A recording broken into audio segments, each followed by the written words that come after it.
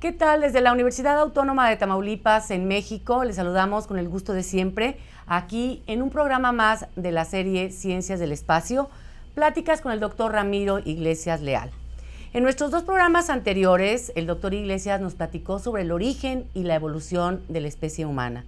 Una historia apasionante, sin duda alguna, la de nuestros ancestros y las investigaciones y descubrimientos que nos hablan de ese largo camino del hombre sobre el planeta Tierra. Hoy hablaremos de la evolución intelectual del hombre moderno, este ser que ahora somos y que ha logrado traspasar la atmósfera terrestre y dirigirse hacia el espacio cósmico. Doctor, es un placer, como siempre, saludarlo. Mucho gusto, encantado. Y para iniciar con este tema, doctor, quisiéramos preguntarle ¿en qué momento la raza de Cro-Magnon, que es en lo que nos quedamos en el programa anterior, se transforma en el Homo sapiens moderno? La mayor parte de los investigadores y antropólogos físicos estiman que la transición hacia el hombre moderno se produjo hace entre 15.000 y 10.000 años. 10.000 años, 12.000 años probablemente es lo más, digamos, lo más acertado. Porque ya se forman comunidades, ya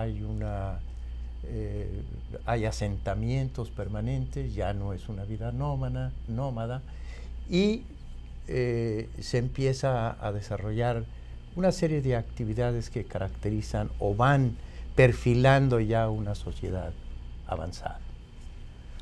Esto quiere decir que ya el hombre vivía en lugares determinados, en sitios específicos, que ya se parecía un poco más a nosotros, tenía ciertos parecidos con el hombre actual. Si la raza de Cro-Magnon, doctor, tiene un parecido ya con nosotros en muchos aspectos, ¿cuál sería la diferencia entonces? ¿En qué radica la diferencia? Debo insistir en que, de acuerdo con los restos que se han encontrado más recientes, ya desde 30.000, 35.000 años, el esqueleto por lo menos es idéntico. El desarrollo cerebral, de acuerdo con el volumen de su cerebro, también. Entonces, lo más probable es que la diferencia sea mínima, si es que existe, desde el punto de vista físico, antropométrico, quizás fisiológico, y en una de esas hasta las mismas patologías, las mismas enfermedades. Bien, la diferencia está en que hay un desarrollo enorme desde el punto de vista del conocimiento. Entonces, es la parte intelectual la que cambia. Es la acumulación de experiencia, el nacimiento, digamos, en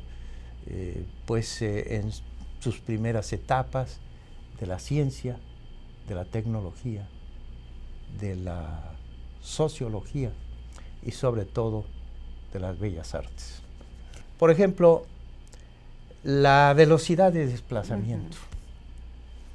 Se estima que todavía hasta hace pocos siglos, pues era la carreta, el caballo, en fin, y esta serie de recursos. Pero desde hace algún tiempo, y no hace mucho, la velocidad que puede desarrollar el ser humano en este momento es inmensa. Segundo, la fuerza física. Tercero, la memoria, por decir algo. La capacidad de acumular un caudal inmenso de conocimiento y de soluciones a diferentes problemas de la vida. Las capacidades sensoriales, la biónica, los ingenios, como decía, que se han inventado para poder mejorar la visión, la audición, en fin. es tal el cúmulo de conocimiento y de técnica y de evolución social y política que, repito, el ser humano puede merecidamente recibir el nombre de un ser superior. De un ser superior. Pienso, doctor, que el hombre que nos precede, el hombre de las cavernas, el hombre de Cro-Magnon, podría tener mayor fuerza que nosotros, tal vez mayor resistencia en algunas cosas, un olfato más agudo, no sé, cosas que le permitieron sobrevivir y evolucionar. Sin embargo, como usted nos menciona, el hombre se ha valido de ese desarrollo intelectual para lograr suplir las carencias que ahora el ser humano tiene. Por ejemplo, ya no somos tan fuertes de huesos, ya no tenemos el olfato tan desarrollado. Vamos a hablar de uno de los puntos que usted trató, doctor, y es la velocidad del hombre. Antes, si el hombre tenía capacidad de correr distancias, o después, tal vez un poco después, a caballo, ahora ha logrado cosas increíbles. Por ejemplo, el que pueda no solo superar la velocidad del sonido en el aire, que fue todo un acontecimiento en la vida, el superar la velocidad del sonido, que es arriba de 1,200 kilómetros por hora.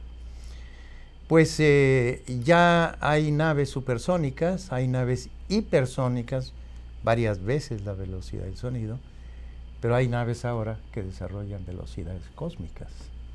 La primera velocidad cósmica, que es la orbital, 28,000 kilómetros por hora. La segunda velocidad cósmica, que es para vencer el campo gravitacional de la Tierra y penetrar al espacio planetario, que es de 40,000 kilómetros por hora, y además la posibilidad de vencer el campo gravitacional del Sol y de los demás planetas e incursionar en el espacio interestelar, una velocidad de aproximadamente 150 o 152,000 kilómetros por hora. Imagínese usted, estas dos primeras velocidades cósmicas ya han sido experimentadas por el ser humano. La tercera velocidad cósmica todavía no, pero hay objetos, hay naves que sí la han llegado a obtener, como es Pionero 10 y 11 y Viajero 1 y 2, que están ya en pleno espacio interestelar enviando todavía información. Pues solo para llevar al extremo, ¿verdad?, la superioridad de desplazamiento del ser humano actual. Para hablar de la velocidad. Yo recuerdo, doctor, que en uno de los programas anteriores usted nos dijo que el desarrollo de la ciencia en los últimos años, a partir de la investigación cósmica, había avanzado más que todo lo que el hombre ha aprendido en la historia del hombre, en la historia de la humanidad. En milenios. Siglos. Sí. Uno de estos puntos que usted toca es el de la fuerza física. El hombre no es un ser tan fuerte, no tenemos ni siquiera un exoesqueleto, somos seres frágiles. Sin embargo, ha podido lograr superar esa limitación. Sí. Es posible que el ser humano sea, en el reino animal, el ser más desprotegido. Nos falta armas de ataque o de defensa que tienen muchos animalitos y que nos llevan mucha ventaja en eso. Sin embargo, la ventaja del ser humano es su desarrollo intelectual. Y la fuerza física, que debía haber sido muy grande, por ejemplo, la del Pithecanthropus erectus, o sobre todo el hombre de Neandertal, que era verdaderamente poderoso. Indiscutiblemente que eran más fuertes físicamente, más hábiles físicamente. Pero era su esfuerzo propio nada más. No tenían otra ayuda o apoyo que el proyectil o la lanza o alguna trampa por ahí, ¿verdad? Pero hasta ahí las cosas. Pero ahora disponemos de fuerza eólica, la fuerza del viento, disponemos de la fuerza hidráulica, las caídas de las aguas, de la marea, de la geotérmica, de tantas otras como la propia energía solar, que aprovechada debidamente es capaz de mover miles o millones de maquinarias al mismo tiempo, ¿no? Y si hablamos de la fuerza atómica, pues ya sabe usted que nuestro embajador de hace algunos años en Naciones Unidas, don Alfonso García Robles, nos decía que hay un poder destructivo en la Tierra acumulado en armas atómicas que puede capaz de destruir la Tierra hasta 25 veces. Imagínese. Bueno, eso ya es un abuso, ya es una inconsciencia, claro. Ya es un es casi pues un disparate, claro, histórico, ¿no? Pero, en fin, la fuerza física del hombre moderno pues es infinitamente superior a nuestros antecesores. Y eso nos muestra, pues, como usted dice, todo lo que ha logrado hacer con ese desarrollo intelectual, como en el caso de la robótica, doctor, o de la acción a distancia. ¿Cómo estaríamos? ¿En qué estatus estamos en esta era, en este tiempo? Pues yo creo que tenemos razones para asombrarnos, aunque yo he dicho que las ciencias del espacio se inician apenas, pero creo que tenemos razones sobradas para sorprendernos de la capacidad de mover vehículos desde tierra en la superficie de la Luna o en la superficie de Marte a varios millones de kilómetros de distancia, como es el caso del Pathfinder o del Spirit o del Opportunity y ahora últimamente de la nave Phoenix. Entonces, vea usted cómo incluso ya en la medicina, como lo mencionamos alguna vez, pues ya se pueden hacer operaciones a cualquier distancia. Desde la Tierra en la Luna se puede estar operando a un astronauta. Increíble lo que se puede hacer. Desde la Tierra y con una precisión y una seguridad y que a veces supera a las manos del propio cirujano, que tiemblan un poco, ¿no? En cambio el robot, la aviónica en este caso, o la robótica, perdón, en este caso, supera la acción humana aún a grandes distancias. Mencionábamos la primera operación transatlántica, ¿verdad?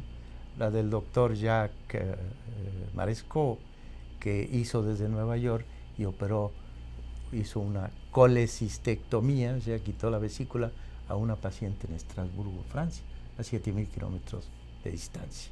Entonces, la acción a distancia, como si nuestras extremidades superiores se prolongaran, o incluso las inferiores, que también se aplican en los automóviles, se prolongaran a distancias, digamos, infinitas. Increíbles.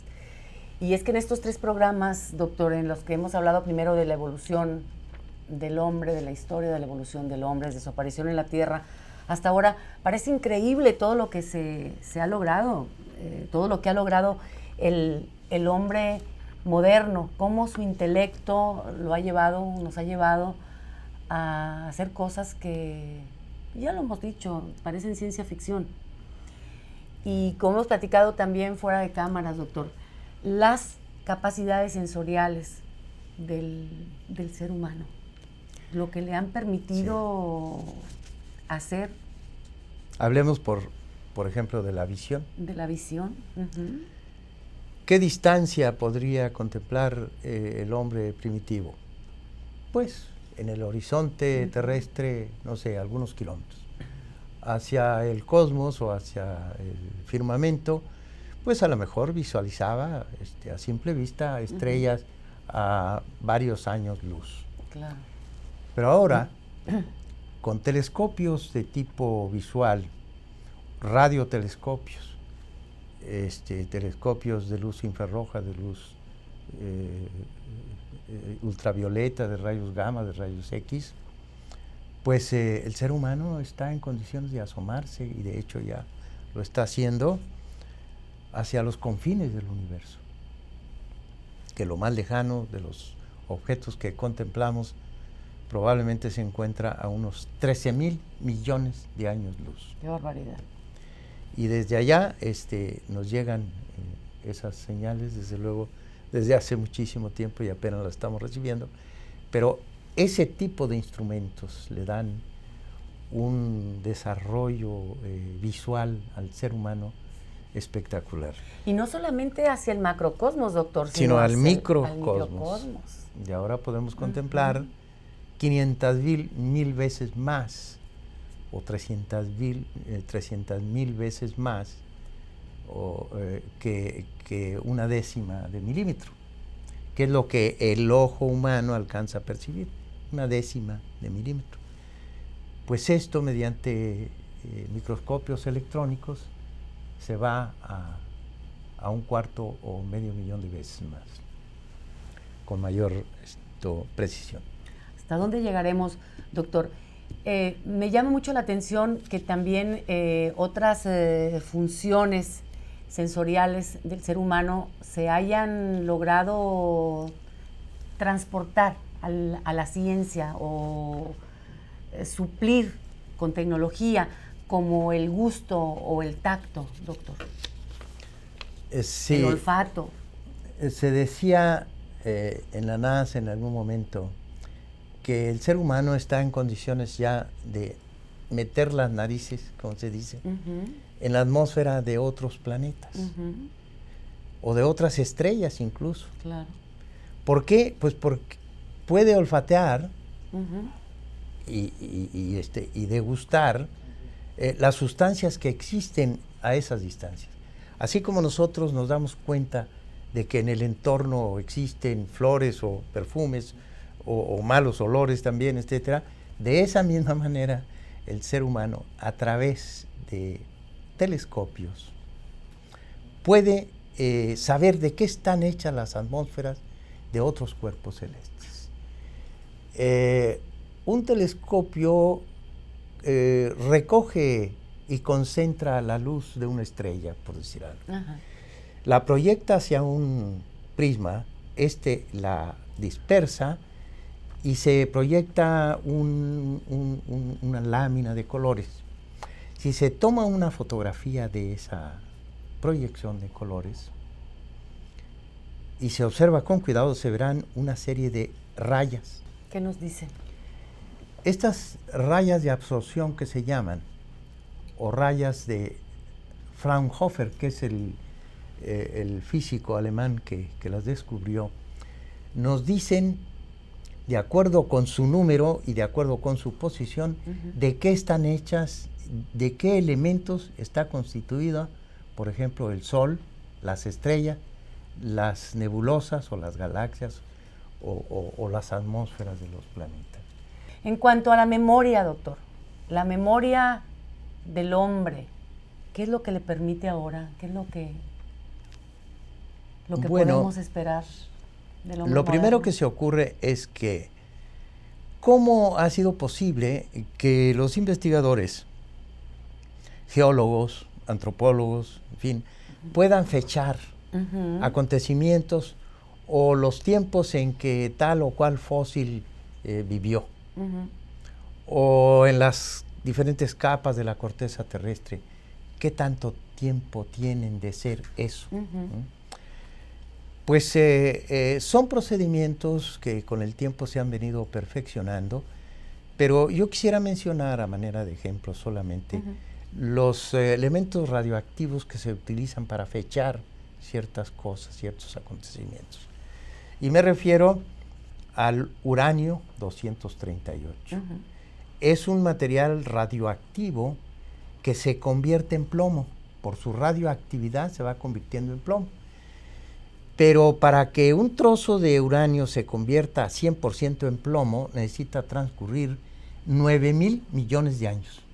Entonces la vida media, se dice, es de 4.5 millones, 4,500 millones de años. Bien. De acuerdo con el contenido de un material con uranio y la cantidad de plomo que se encuentre, se pueden fechar acontecimientos o hechos que ocurrieron hace miles de millones de años. Miles de millones. Hay otro elemento que se utiliza, que es el potasio 40, que se convierte en argón 40, también es radioactivo, y ese tiene también una vida media muy, muy prolongada, 1.3 millones de años. Bueno, pues de acuerdo con el análisis de esos compuestos y el lugar donde se encuentra, se puede saber qué ocurrió o cuánto tiempo tiene esa roca o ese fósil, en fin. Y luego el famoso carbono 14, que claro, es muy conocido. Este sí, pues, digamos, utilizado más frecuentemente porque se pueden fechar hechos ocurridos hace miles de años, no millones de años, miles de años. O sea que el hombre ha logrado construir o recuperar a través de ciertos elementos una memoria geológica y biológica de la Así Tierra. Es. El carbono 14 se transforma en nitrógeno 14. Y de acuerdo con eso, se puede saber lo que ocurrió en tal o cual momento de la historia. Una de las formas de evolución intelectual del hombre, doctor, de la que hemos platicado y que me parece una de las más increíbles, es el lenguaje. ¿Qué nos puede decir de esto? Los estudios muy minuciosos de los cráneos encontrados de seres que vivieron hace miles o millones de años, se ve la impresión que tiene del centro del lenguaje sobre el interior del cráneo. Y de acuerdo con eso, la circunvalación de Broca, que se llama, de acuerdo con eso se puede inferir qué tan avanzado o qué tan extenso era su capacidad de comunicación y su lenguaje. Y se ve claramente cómo va ampliándose la circunvalación de Broca, que es donde radica el centro nervioso del lenguaje, cómo va ampliándose continuamente. De tal manera que ya para el hombre de Cro-Magnon, pues ya es sumamente desarrollado. Pero el hombre moderno cuenta con muchos idiomas y muchos dialectos. Sin embargo, para nuestro filósofo contemporáneo, don José Vasconcelos, ni todos los idiomas juntos y dialectos son capaces de expresar cabalmente, plenamente nuestras ideas, nuestros sentimientos, nuestra percepción íntima o nuestras emociones. Por eso es que el lenguaje se ha ampliado a través de las bellas artes. La música, la danza, la pintura, la escultura y otras más le han permitido al ser humano expresar sentimientos e ideas que de otra manera, que el lenguaje es incapaz de poder expresar y plasmar. Y ahí está una ampliación, pues, del lenguaje moderno. Una forma hermosa de expresarse, a veces también utilizando la palabra de otra manera, a través de la literatura. En fin, es increíble lo que el hombre moderno puede hacer. Antes de terminar, doctor, antes de despedirnos de nuestros amigos televidentes, háblenos un poco sobre la biónica, cómo se encuentra. Ese es otro de los desarrollos del ser humano importantísimos en la actualidad. La biónica es una nueva ciencia que trata de incorporar al organismo humano facultades y capacidades muy finas, muy avanzadas de otros seres vivos del reino animal que el hombre no posee o posee en forma muy limitada. Incorporarlos mediante aditamentos electrónicos para hacerlo más capaz física e intelectualmente. Y así puede incorporar, digamos, el altímetro de las abejas, que llevan debajo de las alitas y saben la altitud que llevan, o el olfato del mejor amigo del hombre, el perro, o la visión del halcón, o el radar, ¿por qué no?, del murciélago y del delfín. Son seres de una escala zoológica inferior a la humana, y sin embargo nos llevan mucha ventaja en muchas otras cosas. El propio tiburón, que es un ser que no ha evolucionado en 400 millones de años, tiene una sensibilidad, unos sensores en su piel que le permiten detectar los movimientos y las corrientes eléctricas de los músculos y de los movimientos de la supuesta presa, o capaz de percibir ruidos extraños o ruidos de fuera del agua. Y el hombre está tratando en esta última etapa de su evolución que estamos viviendo de incorporar a su cuerpo. Esa es la biónica. Incorporar al organismo humano en forma de electrónica estos elementos súper desarrollados de ciertos seres que nos llevan mucha ventaja. Por decir otra, las palomas mensajeras, ¿no?, que tienen unas incrustaciones de magnetita, de óxido ferroso en los lóbulos frontales, y las aves mensajeras que no necesitan brújula, ellos se orientan de acuerdo con esos sensores. Y así podemos citar infinidad de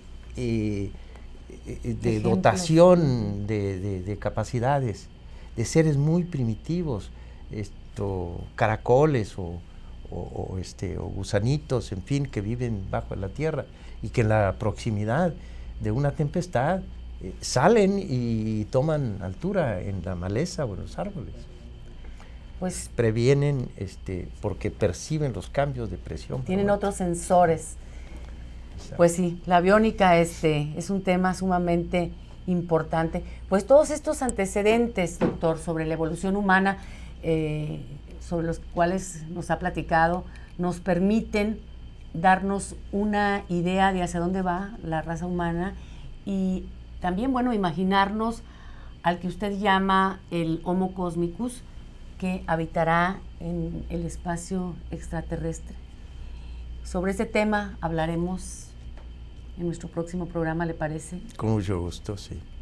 Pues nosotros le agradecemos el que siga compartiendo en cada una de nuestras emisiones todo su trabajo de investigación acerca de las ciencias del espacio, y platicaremos del Homo cosmicus en nuestra próxima emisión.